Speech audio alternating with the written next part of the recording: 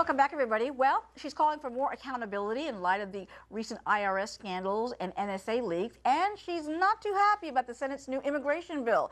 Joining us now, Governor Sarah Palin, who's all fired up today about this week's happenings here in the nation's capital, and she's joining us live. Welcome, Governor. Great to see you. Thank you. I appreciate being on. You put that tweet out today about the concerns that you have over the immigration bill that was passed by the Senate. I know you're really upset about it, and you believe that Republicans just caved in. Why do you think that happened this week?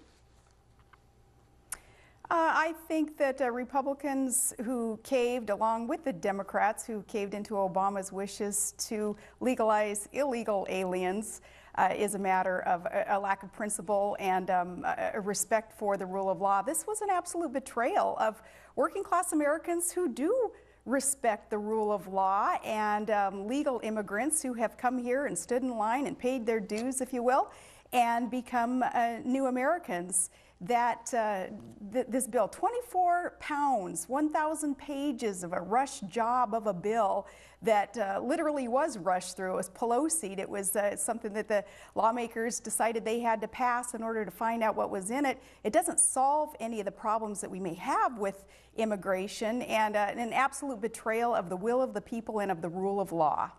You know, when people complained about Obamacare and the 1,000 pages that were in that bill, lawmakers vowed never to let anything pass again without reading it. And yet again, when this immigration bill came up for a vote, so many lawmakers had not even read it and were just voting on the issue from what they'd heard. Yeah, that's some of the hypocrisy of our permanent political class in Washington, D.C., which is an indication of such a problem, of that abandonment of what the people, we the people, expect from our representatives and those whom we elect to fulfill the will of the people. Yes, with Obamacare, there were all those complaints about, you know, we don't know what's in it. You can't just rush this thing through, and you know, later on we'll find out what's in it, and we're going to find a lot of problems, which they have in Obamacare. Same thing will happen with the immigration, the amnesty bill. It's quite unfortunate. Really quickly, before we get some viewer questions, I want to ask you, what are your thoughts this week about the way President Obama responded to the concerns over Snowden, the NSA leaker, saying that he is in no rush to pick up what he described as simply a hacker?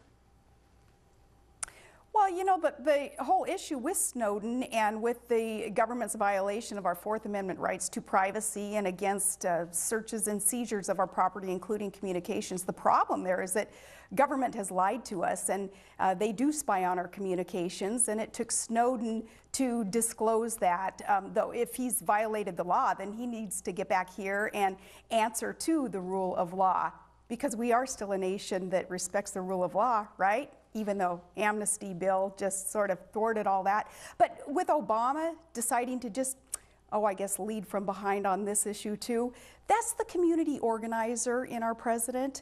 That's a little bit of that lackadaisical, you know, don't have to take responsibility, and his resume proves that he hasn't had to take responsibility for much in all these years.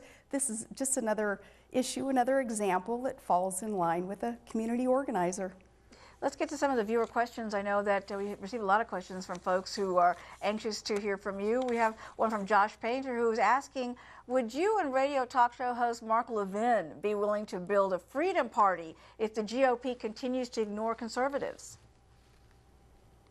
Well, I love the name of that party, the Freedom Party, and if the GOP continues to back away from the planks in our platform, from the principles that built this party of Lincoln and of Reagan, then yeah, more and more of us are going to start saying, you know, what's wrong with being an independent, kind of with that libertarian streak that much of us have, and in other words, we want government to back off and not infringe upon our rights. I think there will be a lot of us who start saying, GOP, if you abandon us, well, we have nowhere else to go except to become more independent and not enlisted in one or the other of the private majority parties that rule in our nation, either a Democrat or a Republican. Remember, these are private parties, and you know, no one forces us to be enlisted in either party.